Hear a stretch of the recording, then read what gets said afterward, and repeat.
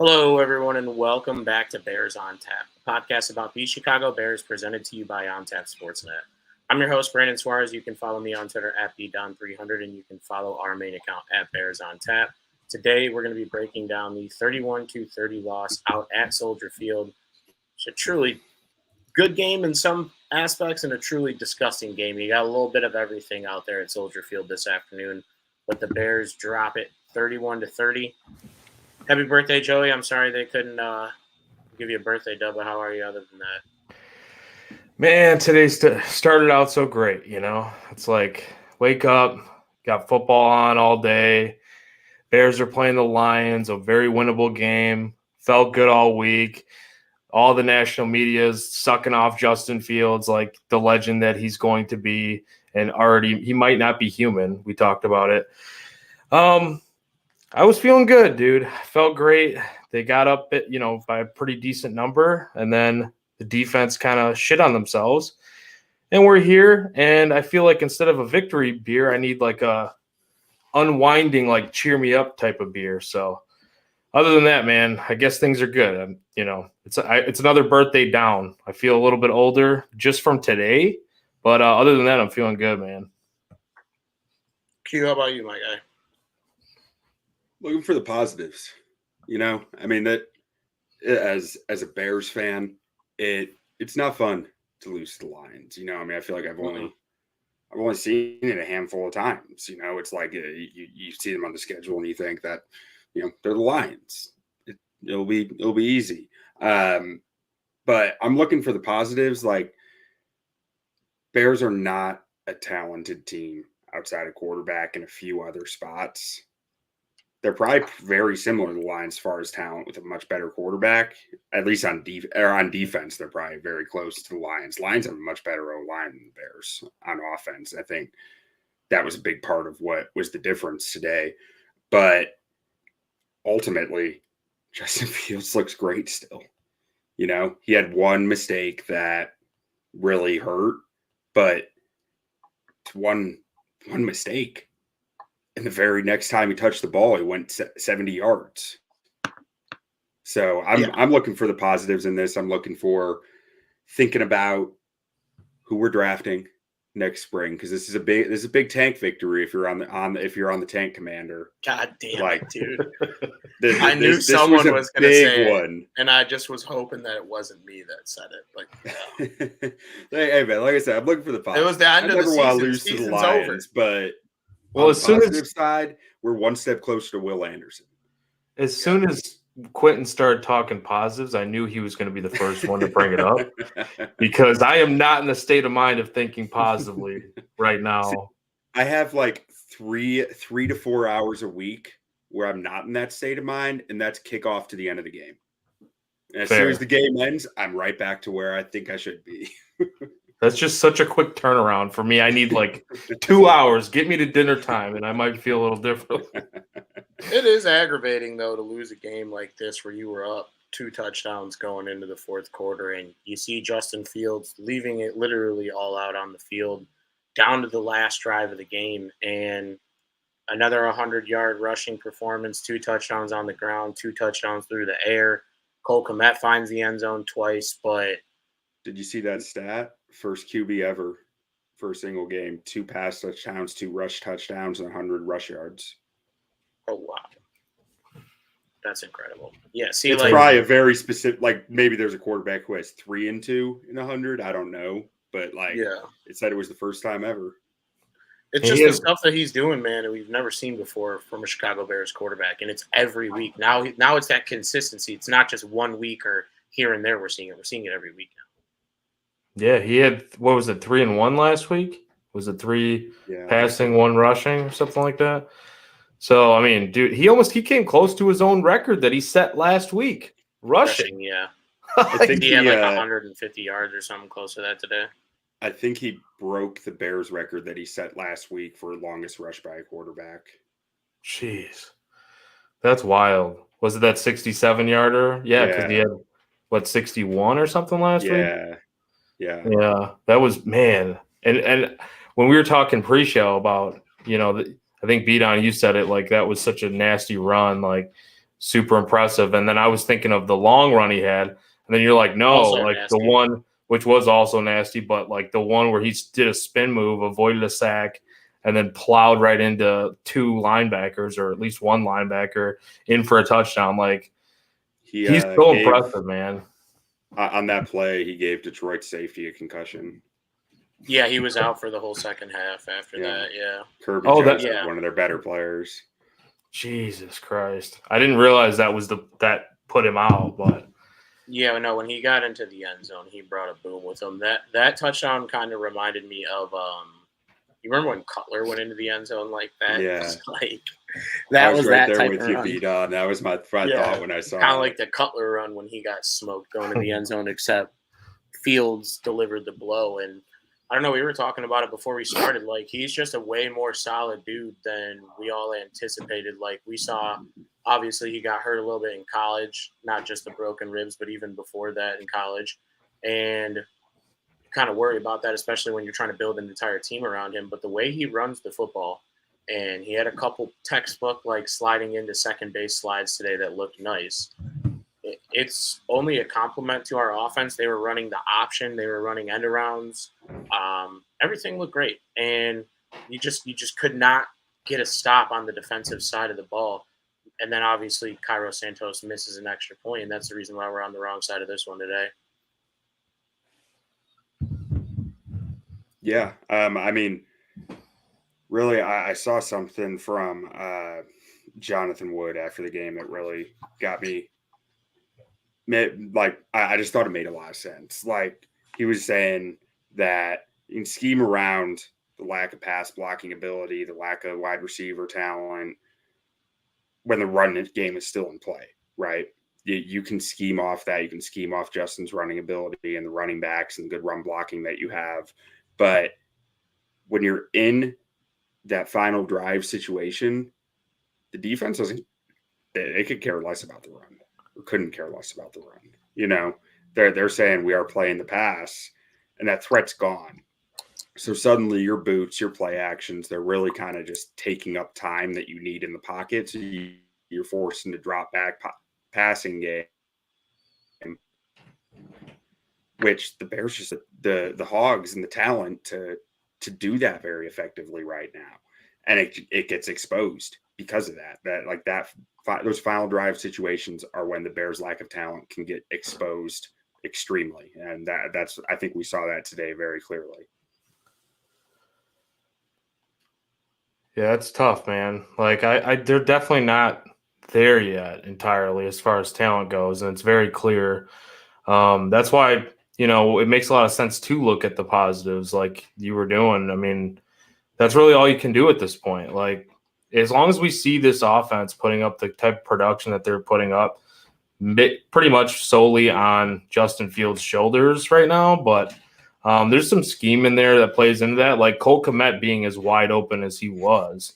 Like, you don't see that touchdown right there. Yeah, you don't. Like, I was thinking, man, like Ohio State, that's probably what he was used to at Ohio State with all those like elite, talented wide receivers playing up against guys that are not supposed to be up against them. Open like that, yeah, like 50 yards of separation. Like, and shout out to the guys that said that Cole Kmet can't get separation. By the way, because holy fuck, Cole Kmet haters are in absolute shambles. He has like 5 touchdowns in the last 3 weeks, and he's on the moon.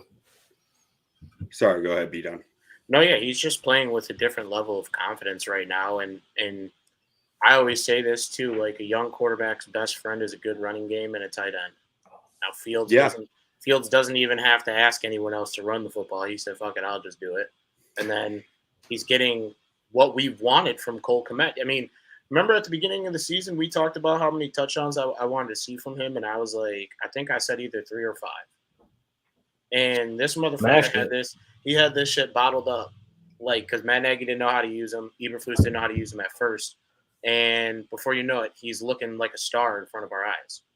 He's obviously got to play more consistently throughout the rest of the season, but this stretch right now, like, that is what we need from Cole Kmet. Well, so much of, like, NFL scheme and NFL production at tight end. I feel like it comes down to putting your players in positions to succeed, right?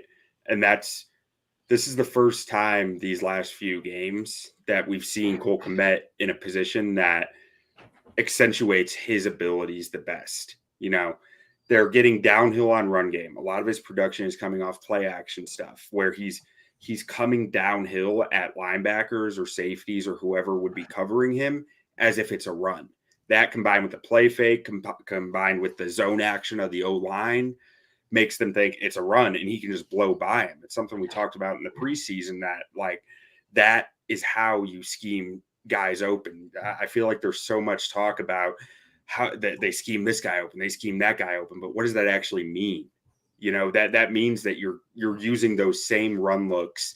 You're getting your tight end downhill, giving effort like it's a run block straight at the guy, and then branching off it for a deep route. And that's how you create that massive separation. And it's something that the Bears have really committed to this year, and it's paying off for them. Yeah, that play last week where they had the play action boot, that is exactly what they did.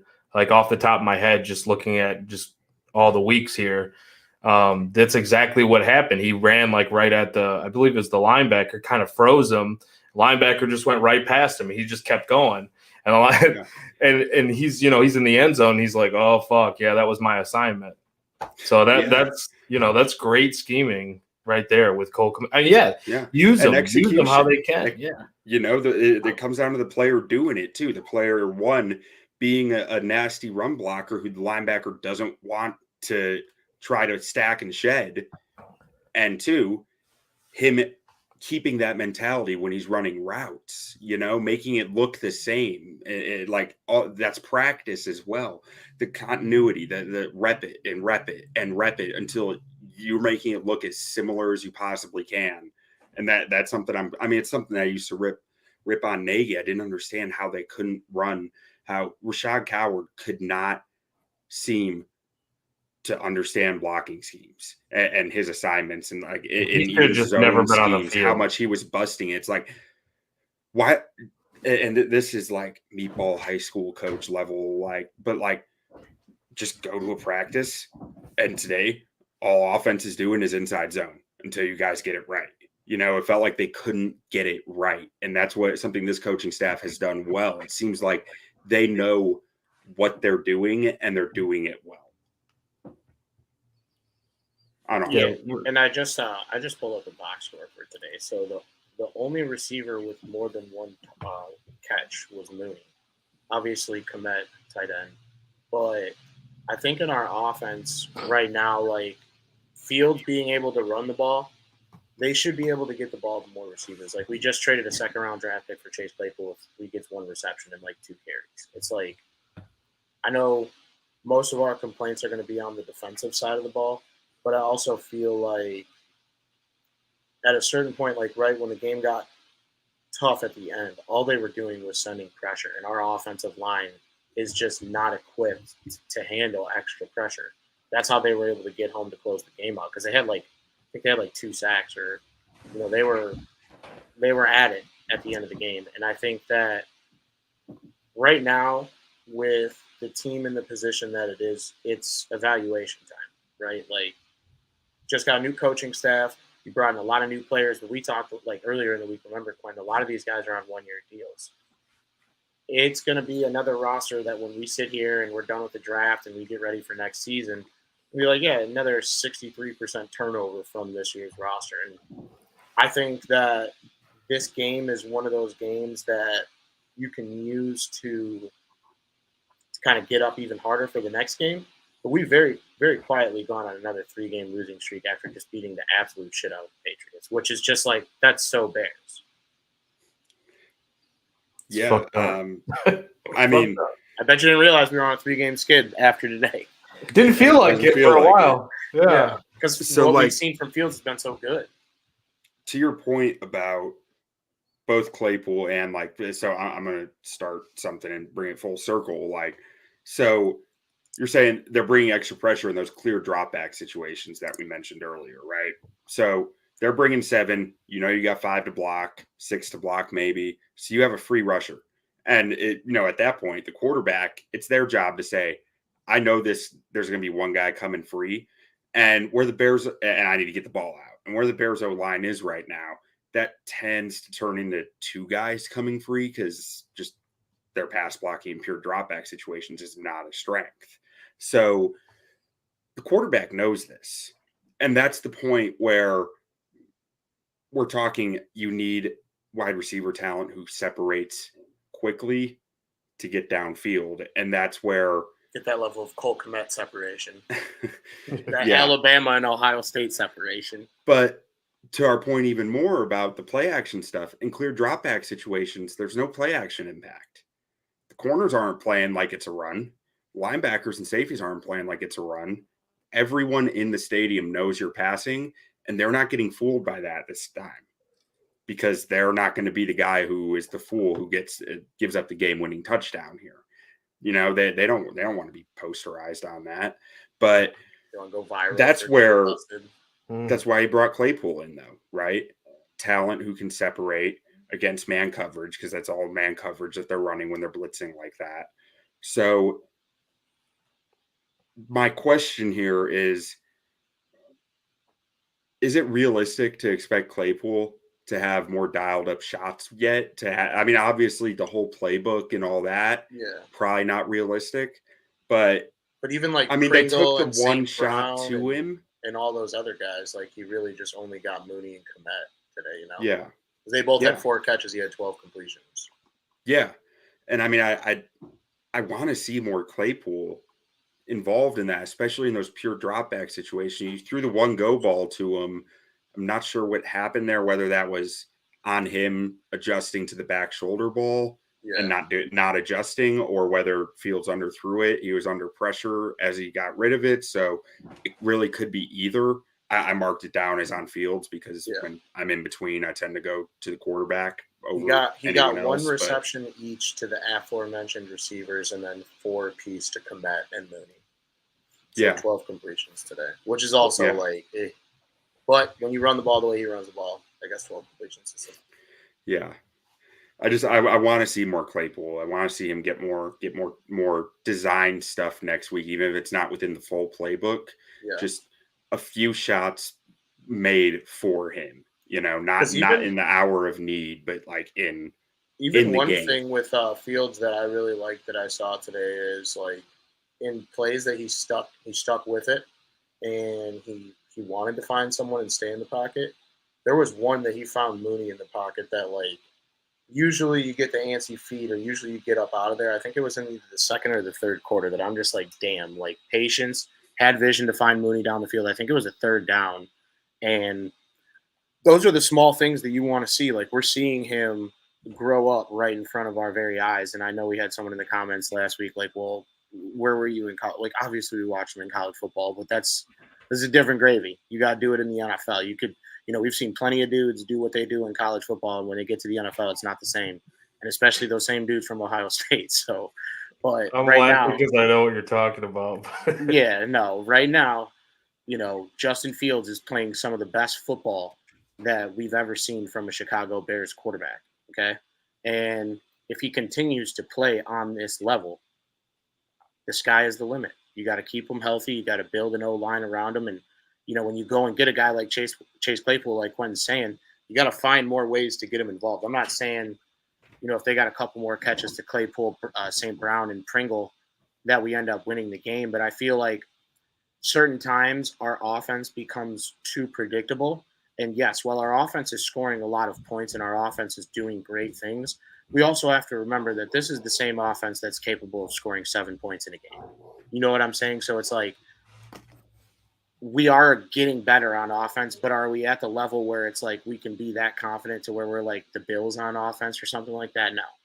Like certain teams that we see through the rest of our schedule will turn us into the old Bears. You know what I'm saying?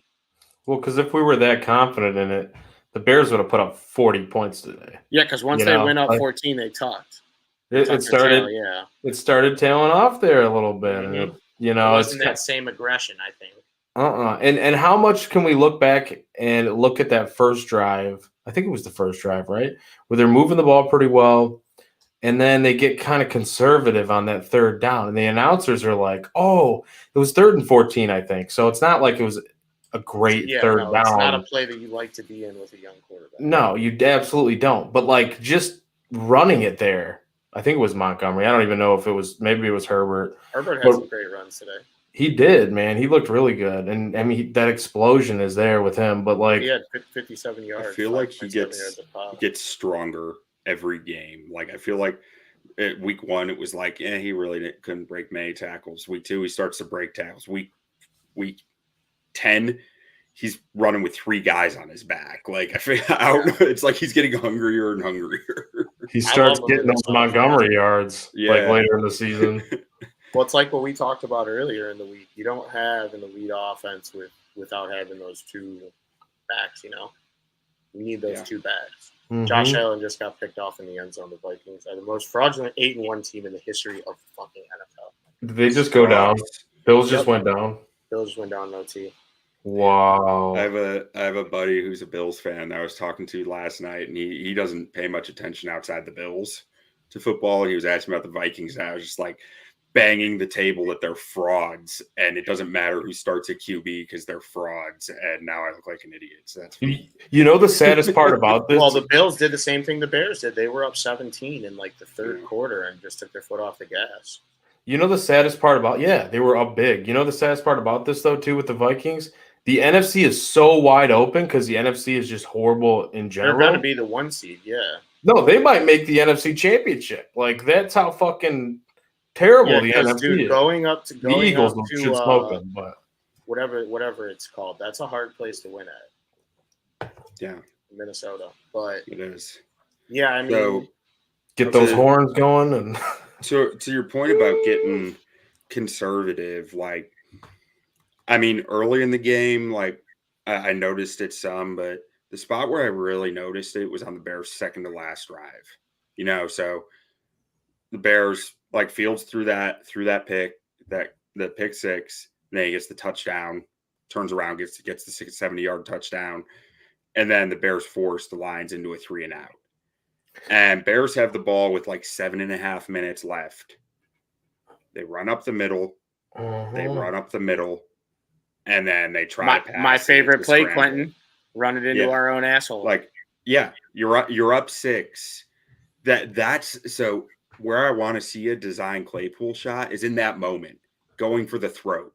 You're up 6 with 7 minutes left. This is where if you're going to do a drop back pass, right now is the spot, because they're still gearing up for the run. They're still playing a little closer to the line of scrimmage. They're still waiting, like reading your tendencies on that. This is your moment to say, we're hitting the home run now. We're putting this game away. Don't wait for the final 2 minutes, Yeah, does it drive you guys nuts when you're watching a game like that in the exact situation that you're talking about, Q? And the announcers will sit there and tell you, "Oh, see, this is they put him in a good position. They put him in a good position. He's a young quarterback, and they're going to run the clock down. That's good. That's smart football. Run the clock down and give the ball back. Now you look for a stop."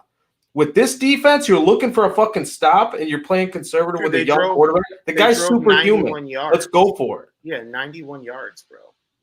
And the guy's superhuman. Like, you give him a chance. We talk about this all the time, right? Like, to take pressure off the defense, you want longer, extended drives. We saw some of those today. That touchdown drive that he had in the second quarter that tied it up before the half, 15 or 16 play drive. And as someone with the Bears to score a touchdown on that drive, just puckered for all those plays. But he finally punched it in. And it's like they probably won the time of possession battle. I don't know if we won the turnover battle, obviously, because we haven't even talked about the pick, and the pick was absolutely awful. I think he was trying to throw away, and he didn't get enough under it, but throws it to his buddy Jeff Okudah. And, of course, since we, even slightly talk shit about Jeff Okudah in the pregame, he's not good. He gets a fucking pick 6.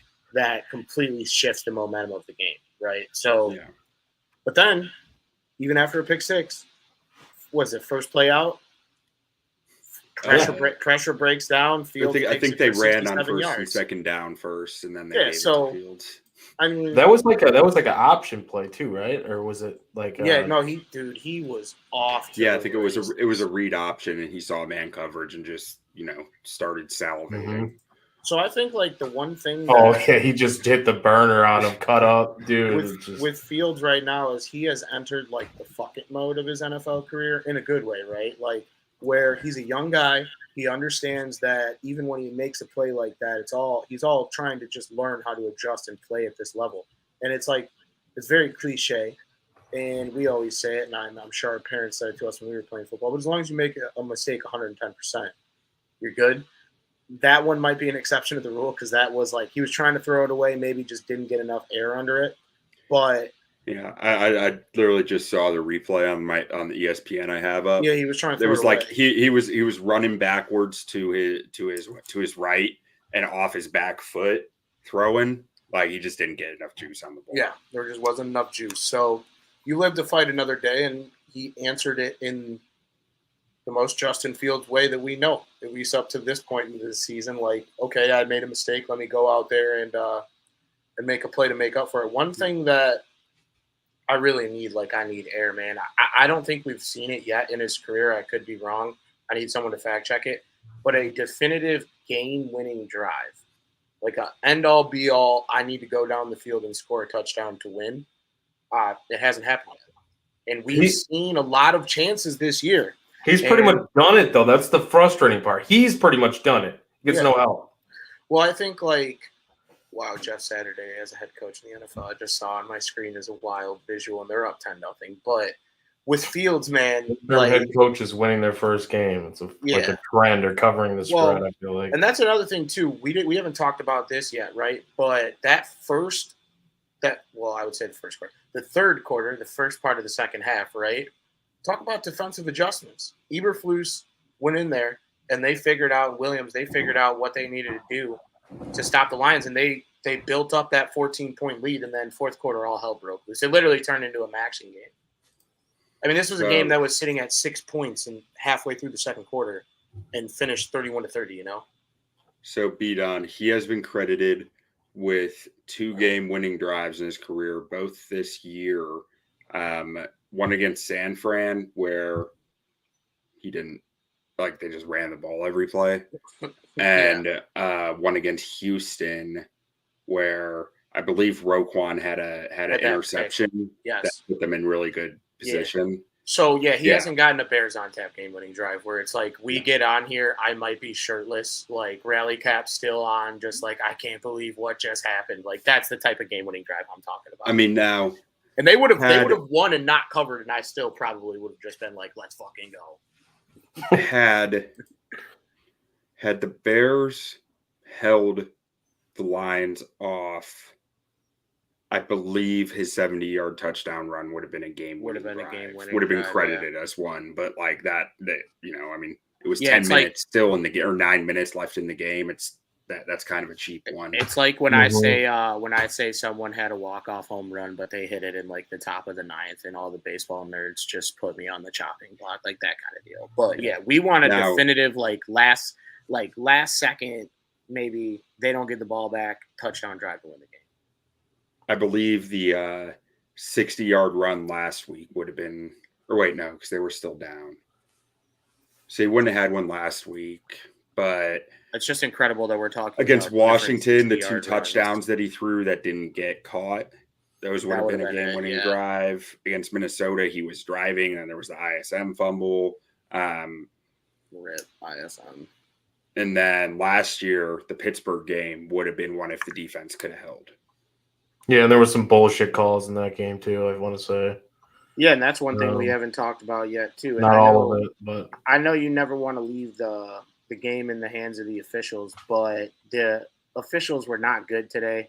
The Jalen Johnson one that was the most heinous one. I just went to the Law and Order SVU, but I didn't know what word to put right there. But that one was Jalen Johnson put his hands on the chest of the receiver, and it was within 5 yards of the line of scrimmage too, which is within the legal bounds of playing cornerback in this league. You're allowed to have a little bit of hand fighting. And it gets called for illegal hands to the face, and then that drive ultimately brought them within 7 And then right after that is when the pick six happened. Almost like within 10 actual minutes of time, all of that occurred. And then that's when the game flipped on its head. That 91-yard drive for the Lions, I think 50 of those yards were penalties. Yeah. See, like, one, you got to be more disciplined than that. Two, you can't leave the game in the hands of the officials. And three, you shouldn't be on the field because you're hurt. Yeah, and four, we'll go with one more. Don't ever send those officials to another fucking game at Soldier Field, for Christ's sake. Like, please, God. Awful, dude, awful. We get this like every week, It's like that's what's becoming like. It feels like, whether it be last week with the Eddie Jackson penalty called on him, that shouldn't have happened. The Claypool call, which should have been called, that was a no call. They sent us a letter. Thanks for the letter. Yeah, thanks. What does that get us? Do you put a W in the column now? Like, no, you don't change anything. Like, thanks for the acknowledgement, right? 2 big swing plays.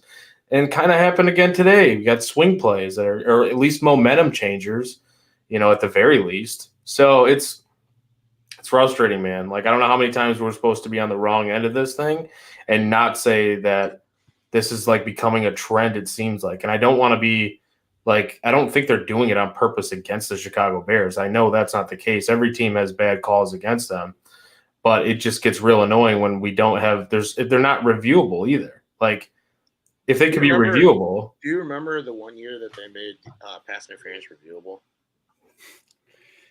I know it made games. I know it made it longer, but it was a mess. But like, pass interference is one of the like strangest, like most unique calls in all of sports, right? Because you have 2 guys that are 4.4 to 4.6 speed, right? Maybe 4.7 if they're getting a little older, running at each other, like engaged in physical combat, fighting for a football. And you're telling me that there's no human error in making those calls, right? Get the fuck out of here. You know what I'm saying? It's ridiculous. Yeah, it's a judgment call. Like, and I mean, I am fully a believer that that the NFL needs to install a sky judge who has more in every stadium. VAR, 16 of them, 16 guys who you are giving a little bit more training to, a little bit more time commitment from, of being the ultimate decision maker on these calls. Yeah, it's just we've come too far as a league. The NFL is, I mean, this is with no stat or anything to back it up. It's just Bdon special, but it is the biggest league in all of sports. You know what I'm saying? Like, the NFL probably has the most money. Maybe it doesn't, but the NFL is probably one of the most widely consumed products in let's say in the NFL, but in the world. And the fact, at least in America, for sure. Yeah, in America, number one in America. Close. Yeah, it usually some soccer has fans 6 are going or to come for 7. me for that, but you're a soccer fan. How dare you? but still, yeah, but that's like the stars, like the Ronaldos and shit. Yeah, like the big in teams, America. 6 or 7 of the top 10 TV shows every year are a primetime game. Exactly. Yeah. Well, dude, they had a game over in Germany today. You saw how many people were there when they do those games. They fill those stadiums. I'm pretty sure are bigger than NFL stadiums all the way. But they're huge. Yeah, as a society, I feel like it's archaic and it's prehistoric that we don't have better methods to make sure that games go off. Because at the end of the day, like we just talked about, all they're gonna do is send you a letter and say, "Hey, we fucked up. The game already finished. You either won or lost the game." Obviously, there's a couple more that we haven't talked about. There was a Tevin Jenkins hold that was blatantly missed on a huge 3rd down in the 4th quarter when they were going down the field to try and take the lead.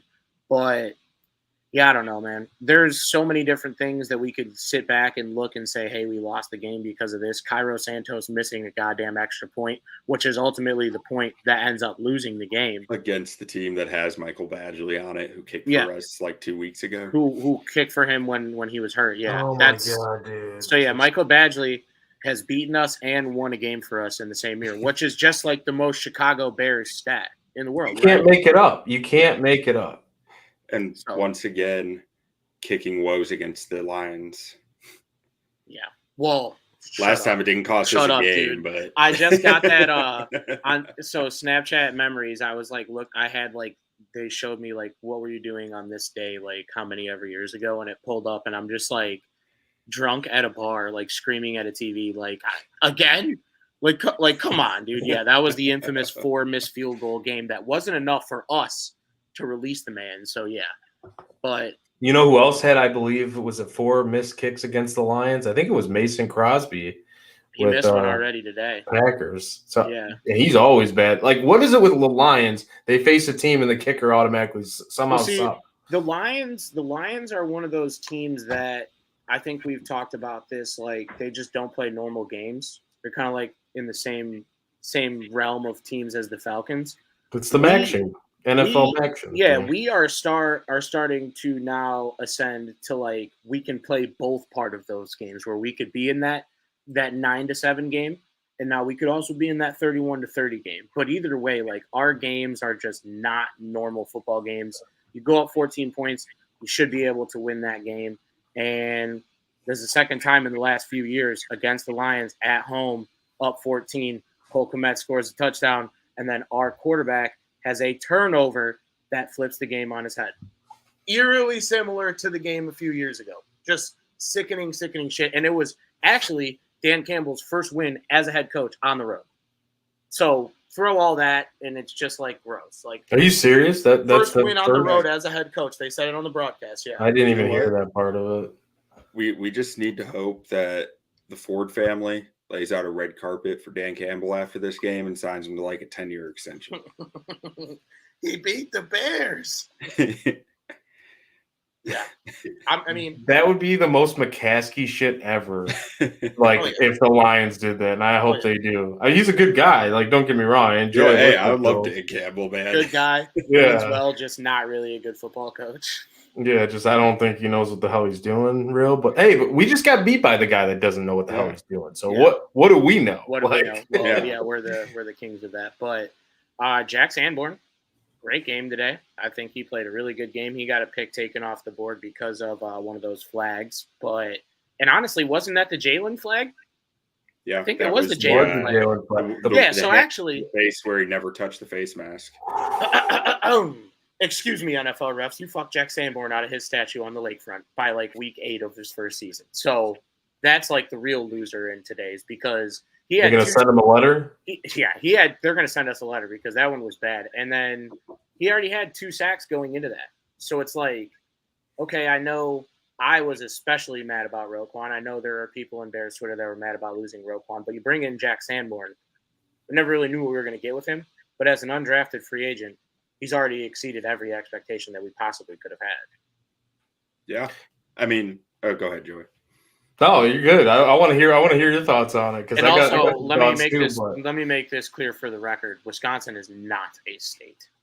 Hey, listen, I don't like the state of Wisconsin. You're right; they're not a state. I was just there yesterday, but I do prefer Illinois and Iowa, but not Illinois like the university. But anyways, just living here, just whatever. Quentin, want to hear your thoughts on Jack Sanborn?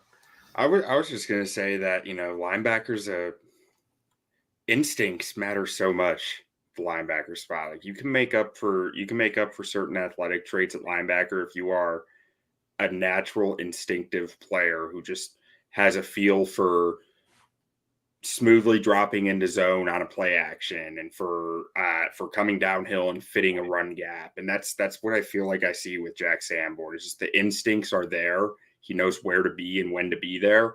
And honestly, I'm probably chalking too much of it just to natural instincts and not enough to the film work that they put in, like to know when and where to be and to be able to feel where the pressure in front of them and behind them is going and react to it in good time. And that's something that Jack Sanborn seems to have a good feel for and probably puts in a lot of work in the film room to understand. Well, and to my point earlier that we were talking about, a lot of these guys are like basically in prove-it situations. Jack Sanborn is the embodiment of that, right? And right now, his stock's going up. I'm sure he's loved in the locker room. I'm sure, because you get a guy that's an undrafted free agent and he makes the team, right? That's just a bonus. But now he's starting and he's playing well. Like, everyone involved from the scouting all the way down has to feel great about that. And then, too, it's like with a guy like that, similar to what we're talking about Fields, rookie year, kind of playing with that reckless abandonment and that reckless endangerment that you want from a middle linebacker. But the man is playing for his NFL career in the first season that he's been in the NFL. So hats off to the kid for playing the way he is. And that's my meatball take on it. We can get into the numbers, and I know Quentin will look at the film and we'll talk about it later in the week to see where the positives and negatives are. But we talked a little bit earlier in the week about it. Like, just in Chicago, we just have a special type of love for that type of guy, like the Kirk Heinrich type of guy. There's nothing wrong with a nice meatball take. I mean, it's Sunday. I'm hoping to have some Sunday pasta for my dinner. Dude, I want to my birthday dinner. Food. Yeah, I'm thinking about food now because I am getting pretty hungry. But I also just downed a beer, a nice little Yingling. Had to have the birthday Yingling as well. But dude, you're saying like all the things that both you guys said, a lot of good points there. Like, I think Sanborn. Obviously, I watched a lot of them. I think we both have watched a lot of Big Ten football, but like, he's a guy that knows where he's supposed to be on the field and is always in the right position. Like, that's something that really stood out in college. He's extremely fast to the ball when he knows where he's supposed to be and filling those gaps, like Quentin said. It's like what he lacks physically, he makes up for it by just being like the smartest dude on the field. Yeah. Just very smart. Yeah, he's instinctive. And I said it earlier. I think we were talking in a group chat, or maybe I was talking to you, Bdon. I don't know. Mm-hmm. Like, it doesn't seem like guys get many extra yards on him either. Like, because he takes the right angles. He takes the right, like, guys don't get many extra yards. It's not like he's missing tackles. He's from Illinois though, right? Sanborn? Yeah. Legs are. Damn. I was about to say, look, man, I'm not going back to Wauwatosa, bro. Can't do it. But I guess he's one of our own too, dude. He's playing for the hometown team. Like, come on now. Yeah, hometown hero over here. No, man. Like Zurich during the broadcast. Komet's Arlington Heights. Arlington Heights. Okay. Yeah, for whatever reason, I was like not paying attention to what they said, but I heard them say Lake Zurich, so that's on me. But I do know Cole Komet because Cole Komet went to St. Viator. You'll have to see the tweet. There was a nice tweet that somebody put out there that I thought was hilarious. I'll have to send it to you later. Not mentionable. You can't mention it on a podcast. Yeah, SFW. But no, I think Sanborn, man. Like, what do you have? 2 sacks and he had like double digit. He had 2 sacks and he had a pick taken off the board because of a bullshit call. Let me pull up all the numbers because I do have the box score. I didn't even scroll down to defense. Eberflus he likes to create linebackers out of low expectations. Like, he's done it everywhere he's gone, taken on linebackers from mid-rounds, undrafted free agents, and turned them into guys who you can win with. Yeah. I hope this feels like Sanborn is one of his guys. So Jack Sanborn's line on the day. So 12 tackles total, 9 solo, 2 sacks, 2 TFLs, 2 QB hits. And then obviously he got Eddie Jackson today. Just got a pick that was taken off. And Eddie Jackson himself, too. Yeah. Yeah, and then too, okay, so hold on. Here's another thing that I want to talk about, too. A couple things wrong with this. So, what was it? Kyler Gordon, and he made a swipe at the ball. And listen, man, first of all, that was a soft flag. I don't think that was a flag. He was making a play on the ball. It wasn't like he was coming over there to clean his clock. And then, too, just the way the Lions acted about it. Like, they acted about it like Kyler Gordon came over the middle and just put the crown of his helmet into Jared Goff's chest. And that wasn't the case. He didn't even touch Jared Goff. Jared Goff fell down on his own because he's that much of a fucking dork. Yeah, he's that much of a fucking dork. I just, Dude, Jared Goff, he pulled a LeBron. Let's just say it. Yeah. He pulled a fucking LeBron. That whole scenario. The Lions got like 3 penalties from flops today. Yeah. I think they were all in that big same penalties, bracket. all personal fouls. It was impressive, pass interference. honestly. Yeah, they're good at it. At a premium today, but yeah, frustrating. One of the more frustrating games of our season, right? Because you always hear about a young team trying to learn a way to win a game, right? And part of that is being able to hold on to a 14-point lead, trying to find. Like you saw it this morning, even if you woke up early enough to watch that Bucs game, right? That last drive, the Bucs had the ball after the 21-16 with the Seahawks. You're like, okay, you just need like 3 first downs to win the game. If we could have got a couple more first downs here, a couple more first downs there, maybe made an extra point, maybe just played a little bit of defense, right? you win this game. But there's a young team. They're learning. We saw some of the things that we've been talking about that we wanted to see all season. We didn't see as much in the passing game with Justin Fields today, but you saw maybe numbers-wise, right? But you saw some of the good things with the vision and with the trusting your receivers. Maybe, and I'm sure Quentin will get back with us later in the week, maybe receivers just weren't getting open because he got sacked a bunch today. Like they were sending pressure. He got sacked a total of 3 times. So not a bunch, but still, like when you got legs like that, you don't want him to get sacked at all. You want him to get up out of there. And if Justin Fields has gotten sacked on the play, shit really broke down, right? Yeah, I mean, he didn't even get sacked much until towards the end, right? Like 2 of those were in that final drive. One of them was Hutchinson, he never had a chance. Yeah, with his fucking. And then the other was that one where he broke 2 different sacks before he finally went down. Yeah, and I mean, this guy's Superman. He's cocked back, and I was like, please, somebody be open and just let me at least see this ball go down the field. Just want to see it ripping, dude. Just want to see it ripping through the air. Rip and zip, dude. But all right, so even though we lost, I still think that it wasn't that painfully horrible of a game for us to not give players of the game because we saw a lot of great individual performances, and that's like one thing we've highlighted all season is it's about individual performances, it's about players getting better in their own game, and eventually the winning will just come as a byproduct of that, But I'll start. So defensively, giving it to Jackie Sanborn. You got to, right? Like, guy just absolutely put his meat on the table out there today and growing into his role on this team in a season where even at the beginning, like, you got Roquan Smith ahead of you. You don't anticipate that you're going to get that much run, right? Now he's thrust right into the limelight. He's the Chicago Bears starting middle linebacker, and that's a position that we always talk about as a position that is one of the top positions in this sport if you look at it by the history. Maybe the only other team that could compare could be like the Ravens, something like that with a guy like Ray Lewis. But I still think we're ahead of them because this Bears on tap.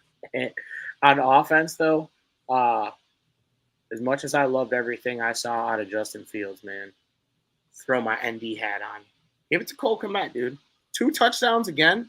I can't now. I was going to say, if you just auto bet Cole Kmet to score 2 touchdowns the 2 weeks that he did it, you may never have to work another day in your life. Like, nobody could have anticipated the way that Cole Kmet was going to be going off the last few weeks. And again, young QB's best friend, good tight end. So, bro, he jumped like into the nosebleeds on that 1 touchdown catch when he was in the end zone. Dude. Hometown kid, grew up a Bears fan. You fucking love to see it. Those are things that you find the bright side in, like Quentin said at the beginning of the show. You got to find the bright side in some things. Yeah, I'm with it, man. Do you want me to go next for players of the game? I guess offensively, it's hard to just like find another player outside of Fields. I'll go with Herbert because I think he had some very, very strong runs. We kind of talked about that. Obviously, Kmet's another great option there and would have been the other guy that you pick. But Herbert, man, he looked explosive. Definitely picked up some extra yards on plays where he normally wouldn't. Like, normally he gets hit and he's pretty much down, maybe 1 extra yard. But he kind of took some guys with him today, and I like to see that. Defensively, I'll go with it's kind of tough. I actually think that Justin Jones had a few plays where, he was in the backfield. 2 tackles for loss and a QB hit. Yeah, he actually looked pretty good. He kind of was living up to that, like, given the captain role. He was the marquee free agent signing of our free agent class, brother. I know, man. Hall of Famer, brother. It's Hall of Famer, brother. He kind of looked like that today. Not really, but he was decent. He looked good. He was very timely in the plays that he made. Right, the situations that he made those plays in were big situations. He looked like an adequate offseason addition. Where some days you look at him and you're like, hey, what is he really doing here? Like, he's okay, I guess. But. He passed the physical, and he's a starter on the defense, so he already did better than the guy they signed originally. Yeah, if you can't pass the physical, you can't play here, my friend. Sorry. Q, how about you, my guy? I mean, since neither of y'all went with Fields, I'm going with Fields. Yeah. This guy's Superman. I mean, he's kicking ass out there. I mean, 2-minute drill there at the end alone where he just got pressure in his face immediately on both the dropbacks. Like, Nothing he you can really was do. balling out today. I mean, the interception sucked, but outside of that, 4 total touchdowns. How many yards did he end up with? Like, He had over 300 yards. 300 some yards total. 8.4 yards per attempt. QB rating and 99.4. A guy is balling out. Over the last 7 games, he's averaging 260 yards a game and has 15 touchdowns and 4 turnovers. And he does He does it all with a smile too. He always has that big ass grin on his face, dude. I loved after his 70-yard touchdown, like they always love to zoom in on him after he does something bad or he gets sacked like really badly or something on the bench, and he just looks like angry or sad. And then like today, you could tell he was trying to keep a straight face, but he was smiling. Like he was trying to hold it back so hard, but like the camera was zoomed in on him. He was just like stone faced, but his eyes were smiling. He was just like, take that. Like, just love it. He played a great game. I mean, you already mentioned Herbert and Kmet. I think they're both very deserving, but Fields is the engine that makes this offense go. And it's a bit of a cheap answer, but that's my answer. We've had to try. The only right answer, really. We've had to try and stray away from it because we've just turned into Justin Fields on tap. But that's the level of football that he has been playing. Yeah. And then on defense, so my initial pick would be Sanborn. And then after that, I was torn between 2 guys, Justin Jones and Dominique Robinson. I think I have Dominique Robinson right after Sanborn and then Jones. Robinson, I mean, his stat sheet wasn't flooded, like 6 tackles, 5 solo tackles, and that's it. But like, he was making plays against the run from the backside of the run that were only getting, 3 yards. Like that's impressive as a backside defensive end. When the plays go into the left and you're all the way on the other side and you're coming off blocks, fighting through the traffic and making a tackle for only 3 yards. He was doing a really good job on stuff like that. Got in on a few pressures, and he's starting to look to me like a guy who could be a real player on this defense going forward. That would like outside of just stats, like he accumulated stats early in the year that were nice, but like you didn't know if he was a rotational guy or a guy who could be in there for 3 downs and you can count on. That's what he looked like to me today. A guy you can count on for 3 downs. Yeah, and I think that's really, what the rest of the season is going to be out of, because not to make a joke of it, but we're probably not going to be on the In the Hunt graphic for Thanksgiving anymore. 3 game skid probably shakes everything up. And I know we laughed about, it's a good win for the tank, right? But listen, man, you don't tune in to one of the 17 Sundays that you get to watch your team and ever fucking want them to lose. Unless it's week 17 and everything is already dead and you're like, okay, like remember when the Jets won that game a few years ago? To ruin getting especially on your Lawrence. Fucking birthday, Bdon. Well, yeah, especially on your fucking birthday. Hashtag win. Yeah, we're 0 for 2 in our hashtag win one for insert name here. We can't win one for fucking anyone, dude. I thought you were gonna say win one for the Gipper. Like, no, I'm not. No, we had win one for Benzo and win one for Joey, and we won nothing. Yeah. We just did nothing. So unfortunate, but yeah, we are on to Atlanta, which is going to be just an absolute chaotic game. What is this? 4 straight weeks of 4 touchdowns or more. Yep. For offensive touchdowns. Yeah. When have we seen that? Like it's, and that's the thing too, Quentin. When you were talking about your player of the game, obviously, which we all are in agreement with, Justin Fields is the real player of the game. We need to talk about like how we kind of quantify like yardage and stuff, because I think people, when they look at Fields' numbers, just like general public, they look at Fields' numbers and like, he needs to pass for more yards. He needs to pass for more yards. Like he can't survive like this as a runner. But we need to be looking at the total yardage. Like you're saying, 260 to 300 range. Yards, like that's how we really need to look at him, because he's just different. He's so much different than any other quarterback in the game right now, other than The productivity, bro, is 8 touchdowns over the last 2 weeks, and I mean, probably just about 800 yards. It doesn't matter how you get them, right? Yeah, just And get 'em. obviously, I know I was being a meatball, and I'm like, I need to see more from him in the pocket, and he needs to pass the ball more. But whatever gets the job done, right? Obviously, we didn't have enough to get it done as a team, but if I'm pinpointing this loss on anybody, it ain't going down on that finger's not going on Justin Fields' shoulder pads, Can't. Yeah. There's no way. Like, Yeah. we talked about Claypool earlier in the show too, earlier when we hopped on here. And I want to know, like, on some of those plays, looking back on it, I would like to go back and see, like, how many of those plays were actually designed for him, where maybe he was supposed to look off somebody and go back or whatever, or he was looking at him and he just didn't have time. He had to escape the pocket and, do his Justin Fields thing. Hey, Justin, do the thing. Do the thing. Do the superhuman Superman thing. Like, Yeah, they just call the touchdown play, and he goes and scores a touchdown. Yeah. Yeah, that's pretty much what they call it. They didn't say Justin, Claypool, score a touchdown. Okay. Claypool, Yeah. run or Fields, run 75 yards. We don't know how you're going to do it. You're actually going to run about a 125 because you're going to do like 3 circles back here and there and look like you're going to get brought down, and then you're going to run for like 67. But like that the like, what was it, 8-yard touchdown or whatever he had, the touchdown run. That I saw a number that was the longest distance traveled by a scramble touchdown since like Josh Allen in 2018 or something.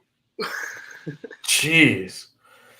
Yeah, well, that's crazy. He beat like 2 defensive ends at the point of attack. Yeah. And once he did that, it's like, okay, he's probably going to score here. And then he concussed a safety who, I mean, safety is supposed to be like the baseball bat, supposed to be like the golf club over there, just like a battering ram, I guess, if you will. They're supposed to be the one that bring the pain. And if your quarterback is giving safeties at this level of football concussions, like, maybe he doesn't need to always slide. Obviously, we want him to slide for safety reasons, but yeah. Hopefully that guy gets well soon because concussions fucking suck. But that is just the strict force that he runs with. And he's playing with an unmatched level of confidence right now. And I think that if you're not already on the Justin Fields bandwagon and you're still finding like these minute flaws in his game, like, you cannot be a lot of fun at parties. No shot. Yeah, he's Superman. I mean, we got until any he final proves thoughts? otherwise. That's how we wrap up the show. He's Superman. Just do the thing, Justin. He's Superman.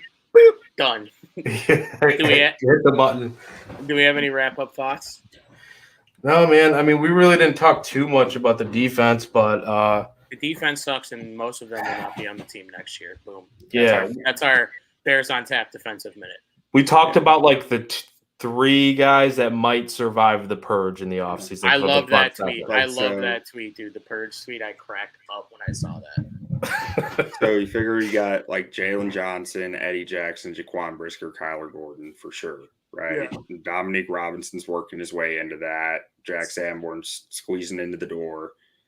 And then outside of that, Travis Gibson is probably a rotational guy at least. Rotational, yeah. Well, that's the thing. Like those we just need him guys, to be Roy Rob, bro. We just need him to be Roy Rob. Yeah. That's Roy Rob, what we need from him. Perfect. You don't perfect need Khalil Mack from him. You need him to be Roy Rob.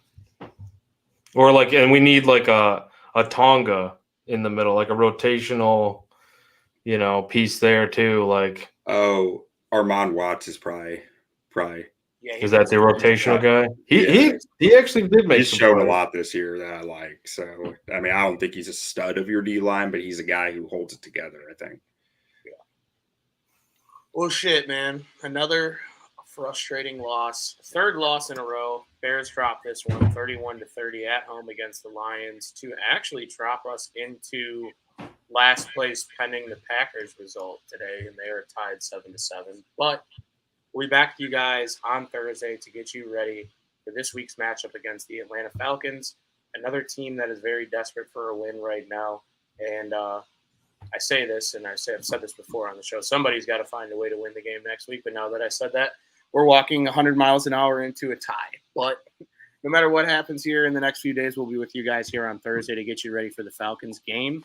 You follow Joey Ryan at Pace revenge game. Oh and Phil yeah, Emery revenge game. oh yeah, Phil Emery and Ryan Pace. Okay, there's a little extra gravy on that. We could get this dub. Are we? I don't know if we're at Atlanta or if we're at home. I would hope. No, we're at Atlanta because we were talking about the turf. Yeah. Oh, Justin Fields. He's going for like 8,000 yards next week on the ground. Like I don't think they're gonna have an answer. He might break his record. Falcons Bears games I remember in Atlanta. One was like the Falcons won in Matt Ryan's rookie year, I think, like last second. Yeah. Like the Bears gave him like 30 seconds and it was like a miracle. They had like no timeouts and just got out of bounds and got in range for a field goal. And the other one was the Nick Foles game. Yeah, Visor Nick. Dude. If history tells us anything, we're in for a wild game. I have a funny story. So that day was like the first year that we had legal sports betting here in Illinois, and I told all the boys like hammer the Bears. Like everyone in my friends group hammer the Bears. And then obviously, you know how people get like if you tell them to bet something like it's not looking great by halftime, they're all chirping you and shit. And I'm just like, you know what? I'm doubling down. Fuck you guys. Yeah. And of course, Nick Foles turned into Super Bowl season Nick Foles, and they ended up winning that game. But kind of to the point that I was talking about earlier, the Falcons, they play in weird games. Their offense is super hit or miss, right? Like they're either going to go for 30 or they're going to go for 13 like they did last week. But yeah, I think we could find a way to win this one on the road. That'll be a good confidence boost for a young team. But like I said, we'll be back with you guys Thursday night to get you ready for the Falcons week. The Bears lose this one 31-30. Throw Quentin a follow at Butkus Stats. You can follow Joey at Joey Knows Nothing, and then I can be found at Bdon 300. Don't forget the main account at Bears on Tap. We really do appreciate you for tuning into this week's show. Hopefully we can find a way to win a football game and get the season a little bit back on track, but we really do appreciate you for listening, and bear down. Bear down. Bear down.